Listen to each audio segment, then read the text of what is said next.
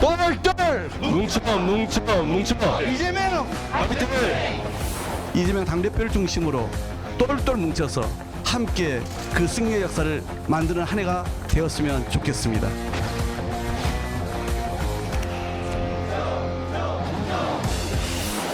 경제도 민생도 또 민주주의도 한반도 평화도 위기라고 불릴 만큼 상황이 어렵긴 합니다만 새로운 길, 새로운 희망을 만들어 여는 것이 바로 정치라고 생각합니다. 폭력적인 일방적 지배가 난무하는 시대이긴 하지만 새로운 희망의 길을 국민과 함께 만들어 나가야 한다고 생각합니다.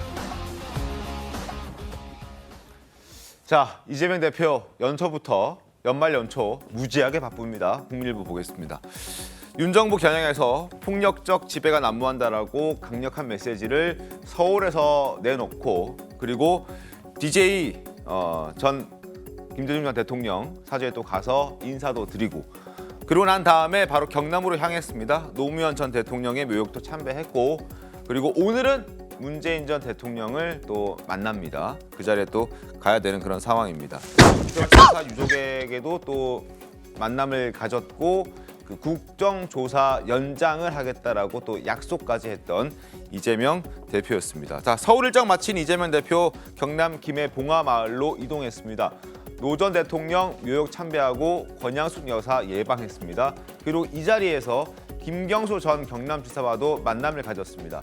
한 5분 정도 만남을 가졌다고 하는데 오랜만에 만남이기 때문에 간단한 인사 정도 한 것으로 지금 전해지고 있습니다. 그리고 오늘 2일 부산에서 최고위원회의 하고 난 다음에 경남 양산 평산마을에서 문재인 전 대통령을 만날 예정이라고 합니다. 자, 지금 영상 보시는 거는 노무현 전 대통령 묘역을 참배하는 이재명 대표의 모습인데 이런 모습들을 보고 정치권에서는 지지층 결속하려는 것 아니냐, 검찰 소환 전에 지지층 모으려고 하는 것 아니냐 이런 지적들이 나옵니다. 설전 변호사님. 일단 지금 이재명 대표가 어떤 민심 경청 투어를 하고 있는 것은 본인이 가장 잘하는 것 중에 하나예요. 그러니까 이재명 그 당대표의 장점이라는 것이 어떤 타운홀 미팅에서의 어떤 조금 호소력 있는 어떤 연설, 그다음에 카리스마 이런 것들을 가장 잘 하거든요.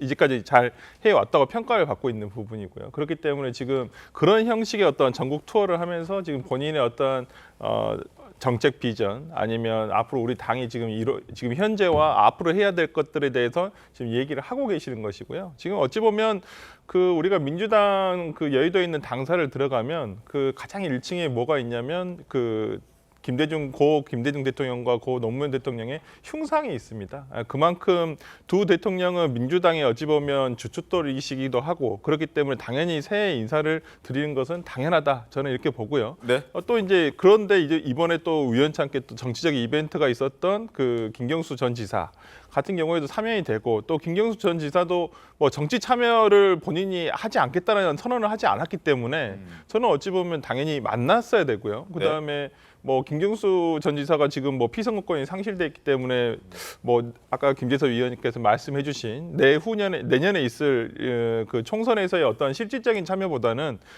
특히 지금 민주당으로서는 가장 회복을 해야 될 지역이 경남 부산 지역이거든요. PK 지역. 그리고 이 지역에서의 역할론을 아무래도 기대할 수밖에 없는 상황이고 그렇기 때문에 이번에 그 경남 방문을 통해서 어찌 보면 그 지금 약간 경남 PK 지역에 조금 와해된 느낌이 있습니다. 민주당 지금 세력들이 그래서 한번 좀 규합을 해줄 필요가 있고 다질 필요가 있다고 생각했기 때문에 저는 이번 이재명 대표의 어떤 이 경남 방문이 뭐 여러 전직 대통령도 당연히 인사를 드려야 되는 것이고 또 경남 지역 그다음 부산 지역의 어떤 민주당 세를 다시 한번 확고히 다지는 시간을 갖고자 해서 가는 것이라고 봅니다.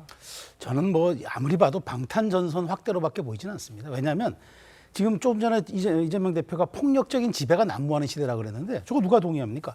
방탄과 대선 불복이 난무하는 정치 아닙니까? 저는 그렇게 받아들이는 국민들이 많을 것 같아요. 그러니까 지난해 연말부터 보면 이재명 대표가 박지원 논란 끝에 박지원 전 국정원장 사면 복권, 그러니까 입당 받아줬죠. 그다음에 그 정재호 의원이라는 친문 진영의 핵심 의원을 민주연구원장에 취임시켰죠. 자, 그다음에 하는 일이 바로 계속 지금 노무현 전 대통령 그 묘역을 방문한다든가 문재인 대통령 찾아간다든가 김경수 전 지사 만난다든가 이렇게 놓고 보면은 자신의 어떤 그런 원팀 영향력 강화를 위해서 전방위적으로 저는 확산하는 정치 일정밖에 안 보인다. 민생과 물론 새해 인사라는 어떤 명분을 갖고 있지만 실제 속내를 놓고 본다면은 나를 중심으로 단결해서 방탄 국회를 만들어서 그다음에 나의 사법적 리스크를 방어해달라. 그렇게 느끼는 국민들이 많을 것 같아서 새해 민생 메시지라기보다는 오히려 이재명 대표의 어떤 그 사법 리스크 극복을 위한 그런 정략적 의도로밖에 저는 해석이 잘 안 됩니다. 알겠습니다. 자, 친노와 친문을 결집하는 데는 여러 가지 해석들이 있을 수 있는데 어찌됐든 이재명 대표가 원하는 방향으로 민주당의 전체가 움직여주고 있는 것 같지는 않습니다. 어제 민주당의 신년 인사회에서 이 대표를 겨냥한 당내 인사에 그리고 그것도 심지어 전 국회의장이었던 문희상 전 의장이 뼈 있는 말을 했습니다. 조선일보 보겠습니다. 문희상 전 의장이 이런 얘기했습니다. 그것도 심지어 이재명 대표 앞에서 바로 옆에서 우리도 플랜 B를 준비해야 한다. 플랜 B, 플랜 2, 플랜 3 다양하게 준비해야 한다. 왜냐하면 이재명 대표가 6.25가 될 수 있는 상황이 올 수 있기 때문에 시기가 겹치면서 이 목소리에 그냥 단순히 원론적으로 생각하지 않고 많은 의미와 해석들을 넣고 있는 그런 상황입니다. 토끼는 굴을 세게 판다는 말처럼 대안을 많이 마련하는 해가 돼야 한다. 다양성이 중요하다. 팬덤 정치 우회적으로 비판하기도 했습니다. 자, 플랜 B 필요성을 언급한 것은 단순한 덕담 차원이 아니라는 해석들이 상당히 많이 있습니다. 이재명 대표 체제를 겨냥한 작심 발언이라는 해석들도 나오고 있습니다. 왜냐하면 당대표 6.25 상황에 대한 우려가 지금 현재 당 안팎에서 있는 그런 시기이기도 합니다. 그래서 그렇습니다. 그런데 그래서 문 전 의장에게 조선일보가 직접 전화해서 물어봤습니다. 진짜 그런 의도로 했느냐? 물론 그런 의도라고 얘기는 안 하겠죠. 어느 누구 진영을 특정한 게 아니라 여도 야도 시대의 대전환기를 맞아서 대응 전략을 짜야 한다는 취지에서 한 말이다. 정말 원론적인 얘기만 이제 했습니다. 자, 문희상 전 의장의 목소리 직접 한번 들어보겠습니다. 금년을 토끼해라고 합니다. 토끼는 영리하고 민첩한 영민한 동물이고 늘 준비하고 특히 굴을 3개 판다고 해서 교토 3굴이라는 고사정어가 있습니다. 우리도 영민한 토끼를 닮아서 플랜 2, 플랜 3 뭐 이렇게 해서 좀 대안을 많이 마련하는 그런 해가 되기를 바랍니다. 자, 이재명 대표의 사법 리스크를 우려해서 얘기한 것 아니냐 이런 목소리들이 상당히 많습니다. 여야 패널 분들께 한번 여쭤보겠습니다. 어떻습니까, 강성희 평론가님? 네, 문희상 국회 전 의장님은 원래 평소에도 해학과 재치 그리고 농담을 잘 하시는 정치인으로 유명합니다. 뭐 비대한 비대위원장으로 유명하시죠. 근데 그 문희상 그 의장께서 플랜 B, C를 언급했던 거는 그야말로 여야를 넘어서서 본인이 말씀하셨던 거하고 똑같다. 그렇게 해석하면 될 일이다. 아니 당연히 국민의힘 입장에서는 플랜 B와 플랜 C 뭐 이런 다른 계획들이 이재명 대표의 어떤 사법 리스크에 넘어서서 어떤 대안을 준비해야 되지 않냐라고 해석하고 싶을 수도 있겠지만 민주당 입장에서는 기소가 된 다음에 기소가 될 수도 있고 안 될 수도 있고 된다면 어떻게 할 것이고 뭐 이러한 것들을 격겹이 계획을 짜는 것으로 해석을 하면 된다고 생각하기 때문에 누구 진영 뭐 특정인을 지적하는 게 아니라 일상적인 그냥 덕담을 문희상 의장님께서 하셨다. 저는 그렇게 해석합니다. 저는 그렇게 보진 않고요. 그 민주당의 이원욱 의원이 표현했던 대로 물이 100도씨가 되면 끓는데 지금 민주당이 한 70도에서 80도 정도 된 것 같다. 그러니까 한 20도 정도만 더 오르면 민주당이 끓어오를 것 같다라는 이야기를 벌써 한 달 전에 했습니다. 근데 그 한 달 사이에 무슨 일이 있었냐면 노웅래 의원 체포동의안이 부결된 내용이 있었고 네. 이재명 대표에 대한 소환, 그것이 단순히 대장동 사건에 대한 소환이 아니라 성남FC 사건에 대해서 추가적으로 검찰이 수사를 한 이후에 소환 통보를 해놓은 상황이거든요. 그 이후로 이제 김만배 씨의 뭐 진술들이 바뀐다든지 아니면 뭐 남욱 뭐 이런 사람들의 그다음에 정진상 이런 사람들 그다음에 뭐 이 회계사 정민용 회계사 제가 갑자기 아무튼 이제 이름이 바뀌고 정영학 회계사. 정영학 회계사 이름이 진술들이 좀 바뀌고 이런 내용들이 지금 한 달 사이에 다 벌어졌거든요. 그렇다고 하면 민주당의 온도는 이제 70도에서 80도가 아니라 거의 100도라는 임계점에 다다랐다라고 저는 충분히 보일 가능성이 있고 이러다 보면 하나둘씩 메시지들이 터져나오기 시작하는 겁니다. 박영선 전 장관 역시도 그런 얘기 하지 않았습니까? 이재명 대표에게 공천권 내려놔야 된다. 그래야 이제 민주당이 산다는 식으로 이야기를 했던 만큼 사실 민주당에 있는 원로들, 그다음에 한 발자국 떨어져서 이재명 대표를 바라보는 민주당의 사람들은 이재명 대표 체제로는 가기 어렵다라는 것을 대부분 다 공감하고 계실 겁니다. 저는 그런 의미에서 사실은 문희상 의장 역시도 이런 식으로 이야기를 한 거라고 생각합니다. 이재명 대표가 다가기 어렵다. 그렇게 됐을 때 그다음 차기 리더십이 누구냐? 플랜 2, 플랜 3가 필요하다라는 식으로 저는 이해했고 저걸 단순히 어떤 해악으로만 한 것은 아니라고 생각하고 굉장히 뼈가 있는 말이라고 저는 봅니다. 알겠습니다. 폭력이 난무하는 시대다. 뭐 이렇게 자극적인 언어로 윤석열 악마화에 몰입하고 있는 민주당입니다. 그리고 이러한 민주당을 향한 쓴소리가 당 내에서뿐 아니라 당 밖에서도 나오고 있습니다. 다른 사람도 아닌 대표적인 호남 출신의 진보 농객이었고 그리고 문재인 정부 출범 이후에는 민주당에게 쓴소리를 자주 하는 강준만 전 교수가 민주당을 때리고 나섰습니다. 화면 보겠습니다. 자, 지난 토요일에 조선일보와 인터뷰했고 내용이 실렸는데 그 내용을 다시 한번 가져와서 저희가 소개를 해드리겠습니다.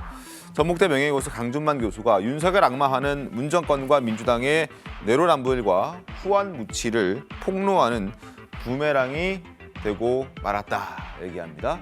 또 하나, 2022년 대선 결과는 오랫동안 지속된 윤석열 악마화의 결과다.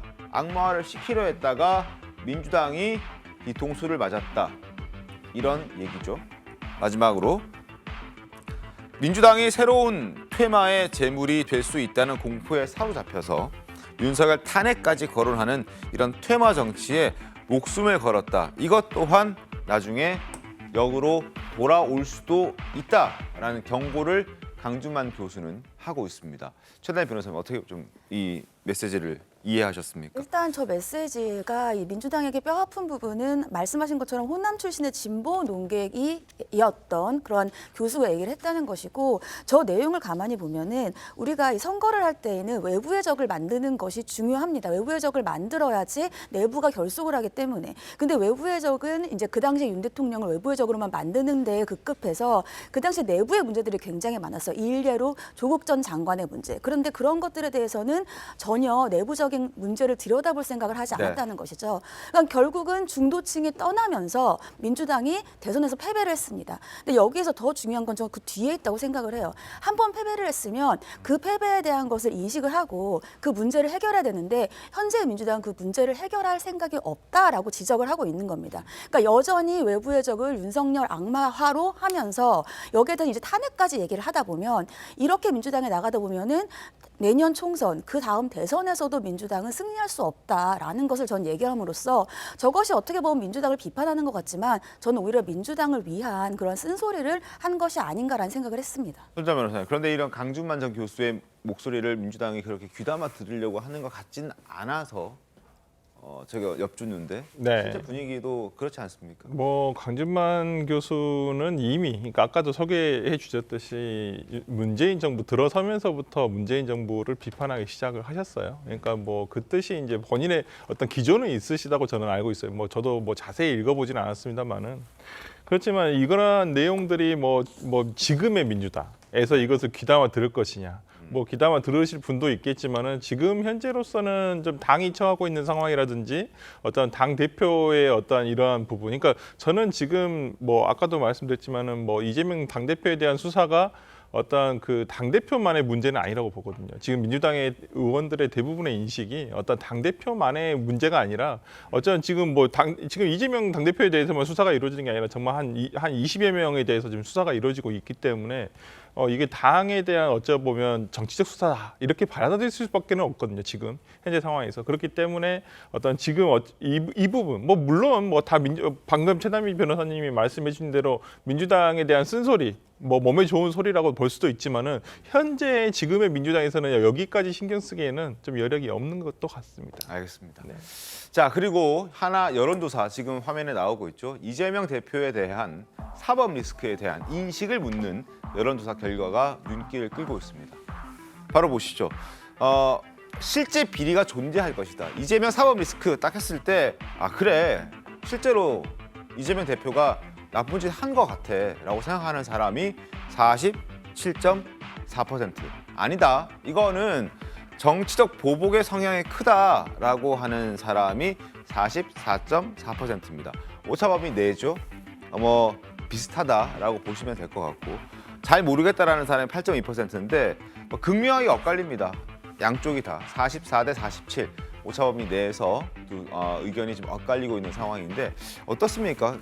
이 결과를 보고 최수영 교수께서는 어떤 생각이 드셨습니까? 저는 이제 이 여론조사는 이렇지만 또 다른 여론조사를 보면 또 50%가 넘는 결과도 있더라고요. 그래서 저는 어쨌든 지금 많은 부분들이 이재명 대표가 지금 혐의를 받고 있는 게 주요가 4가지입니다. 그러니까 우리가 대장동 사건, 그다음에 쌍방울 사건, 그러니까 이거는 변호사비 대납 의혹 사건이죠. 그다음에 성남 FC 사건, 그리고 이제 대선 때 고 김문기 씨를 모른다고 했던 이제 그 허위 사실 공표 사건 4가지인데 생각해 보시면은 대장동, 쌍방울, 성남 FC는 전부 이재명 대표의 성남 시장 재직 시절이거나 경기도지사 재직 시절에 있었던 일입니다. 그러니까 적어도 최소한 이 부분이 현 정권의 탄압과는 전혀 무관하다는 거죠.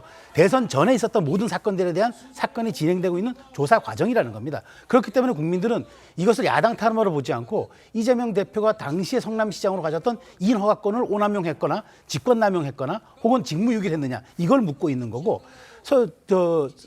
쌍방울 의혹 사건은 변호사비를 본인이 안 내고 후원을 받아서 냈느냐 이 중요한 이 사건을 보고 있거든요. 그러다 보니까 이거는 야당에 대한 정치 보복의 성향이 크다라고 볼 수가 없는 거죠. 실제 비리가 있었던지에 대한 사건들이 문재인 정부 때부터 이어오다가 윤석열 정부 때 지금 마무리되고 있는 시점이기 때문에 이 사건은 그렇게 보지 않는 겁니다. 그렇기 때문에 이재명 대표가 이야기하는 야당 탄압 혹은 이것은 정권이 나를 죽이기 위한 것이다 라는 논리는 성립되기 어렵다고 보는 게 정설인 거죠. 그러니까 민주당 내 대선 경선 과정에서 불거졌던 문제였고 그로 인해서 수사가 시작됐기 그렇죠. 때문에 네. 윤 정부가 수사를 만드는 시작한 게 게 없지 아니다. 않습니까? 그러니까 야당에 대한 정치 보복의 성향이 크다는 건 적절치 않다라는 어불성설이라는 의견이셨고, 거죠. 예, 설정 변호사님. 그러니까 여기 좀 짧게 말씀을 드리자면 저기 여론조사 결과에도 나오고 있다시피 지금 그러면 가장 국민들의 어떻게 보면 반 정도가 이건 정치 보복적 수사다라고 생각할 수밖에 없는 이유가 뭐냐면 검찰에서 수사기관에서도 검찰이라든지 수사기관에서도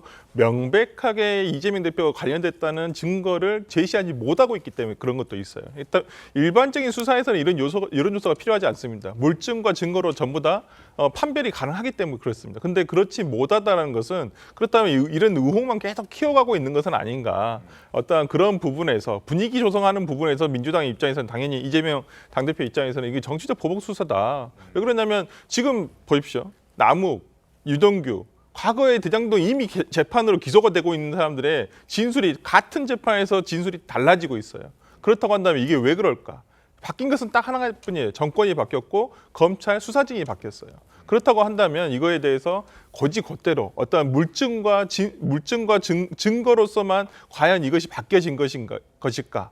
약간 여기에 대해서는 의문이 있다고 볼 수밖에 없기 때문에 민주당에서 그렇게 보는 것입니다. 저는 뭐 꼭 그렇게 보진 않고요. 그러니까 이 이재명 대표에 대한 수사를 이해하는 방식이 진영에 따라 조금 나뉘는 면이 좀 보입니다. 정말로 이재명 대표에 대한 수사가 야당에 대한 탄압 이렇게라기보다는 실제로 어떤 정치적 이해관계, 정치적 지지 성향에 따라서 이재명 대표를 바라보는 시선 자체가 좀 다르다고 생각이 되고, 가장 대표적인 예로 저희가 대선이 진행되는 과정에서 대장동의 몸통이 누구냐라는 질문에 대해서 여론조사에서 거의 40%에 육박하게 대장동의 몸통은 윤석열이다 이렇게 있었던 여론조사가 있었거든요. 그렇게 됐을 때 객관적인 사실과는 별개로 실제로 각 정치인들을 향한 여러 가지 혐의라든지 이런 것들이 자신이 지지하는 정치적 성향에 따라 좀 갈린다는 의미로 해석할 수가 있습니다. 제가 앞서서 MBC의 신년 여론조사에서도 이재명 대표의 수사가 적법한 검찰권의 행사다라고 보는 국민들이 더 많았다고 말씀을 드렸던 것처럼 실제로 지금 이재명 대표에 대한 수사가 야당 탄압 이렇게라기보다는 특정한 정치 진영에 있는 분들이 이재명 대표를 어떤 보호하고자 하는 마음, 그다음에 정치적 지지하는 성향들이 이 수사에 투영되었기 때문에 저는 저렇게 했다고 보고, 실제로 저것이 야당 탄압이기 때문에 40%가 넘는 여론조사 그 결과가 이재명 대표에 대한 수사가 야당 탄압이라고 보는 거라고 생각하지는 않습니다. 알겠습니다. 자, 이재명 대표에 대한 수사는 다각도로 진행되고 있습니다. 지금 대장동 의혹, 변호사비 대납, 그리고 지금 설명드릴 성남FC 의혹도 함께 진행이 되고 있습니다. 성남FC 수사는 가장 좀 빠르게 진행이 되고 있는 수사 중에 하나인데요. 이재명 대표를 조사한 이후에 마무리 수순으로 접어들 것 같습니다. 2014년에서 2016년 성남FC와 두산, 네이버 등 후원 기업에 근무했던 임직원들 이미 다 불려서 후원금 유치 지원 과정과 성남FC 구단 운영 방식 등은 조사를 마쳤습니다.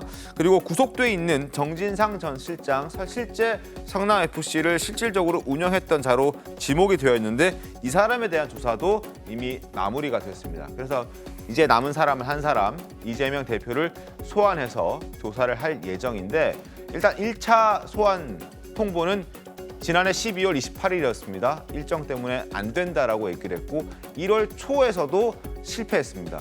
남은 기간은 임시국회가 끝나는 1월 10일에서 12일 사이 출석해달라고 요청해둔 상태인데 이건 아직까지 조율이 진행 중인 것으로 알려져 있습니다. 이 대표의 소환 조사를 끝으로 이제 성남FC와 관련된 수사는 마무리가 될 텐데 묵비권을 행사할 수도 있고 실제 나와서는 여러 가지 가능성이 있기 때문에 그 부분도 검찰은 대비를 하고 있는 것 같습니다. 특히나 이 대표가 최근에 주변에 가까운 사람들에게 중앙 정치 무대에서 사라질 수도 있을 것 같다 이런 두려움을 호소한 것으로 지금 알려져 있습니다. 화면 보시죠. 주변에 가까운 의원들에게 대장동 사건 등으로 기소가 또 되면 지금보다 물러나라고 하는 목소리가 더욱 커질 것이 아니냐. 그렇다면 중앙 정치 무대에서 사라질 수도 있다. 사라진다는 두려움을 호소한 것으로 지금 전해지고 있습니다. 하나 더 보시죠.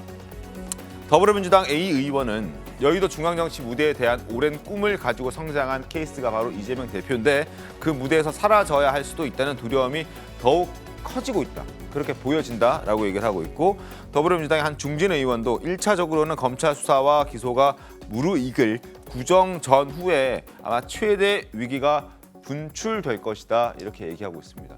정말로 이재명 대표 말대로 이제 기소가 되고 소환 통보하고 포토라인에 서는 모습이 나와서 연일 보도가 더 강하게 나온다면 그리고 나중에 추후에 기소가 된다면 일주일에 몇 번씩 하는 그 재판 일정을 하면서 당대표직을 유지한다는 건 사실상 현실적으로 쉽지 않을 거라는 생각도 듭니다. 그래서 민주당에서 더 강하게 나오지 않을까 싶기도 한데요. 네, 맞습니다. 그 앵커께서 말씀하셨듯이 그 이재명 대표가 기소가 만약에 된다면 재판에 가야 되기 때문에 그런 면에 있어서 당무에 대해서 많은 지장이 예상되고 있습니다. 그렇기 때문에 이재명 대표가 중앙 정치 무대에서 사라진다는 두려움도 분명히 가지고 있을 겁니다. 그건 인간으로서 당연한 본능이라고 생각하고요. 하지만 우리 그 민주당에서 의원들이 저렇게 또 말씀을 하는 경우가 있습니다. 어떤 말이냐? 아니, 김대중 대통령처럼 인동처 정신을 본받아야 된다. 당신도 어차피 지금 여러 가지 의혹이 있지만 본인이 결백하고 본인이 무죄 판결을 받아서 다시 돌아오면 되는 것이지 벌써부터 유죄 판결도 나지 않았는데 그런 것을 걱정한다는 것은 리더로서 나약한 생각이라고 질책하시는 분도 있다고 제가 들었습니다. 따라서 그 이재명 대표가 지금 걱정해야 될 문제는 본인이 중앙 정치 무대에서 사라진다 안 사라진다 이런 두려움이 아니라 지금의 상황을 타개할 방법은 오직 무죄를 제대로 결백하다는 것을 입증하는 것이다. 그래서 그런 것을 걱정해야 되고 나머지 문제는 시간이 갈수록 하나하나씩 해결해 나가면 된다. 이렇게 분석할 수 있겠습니다.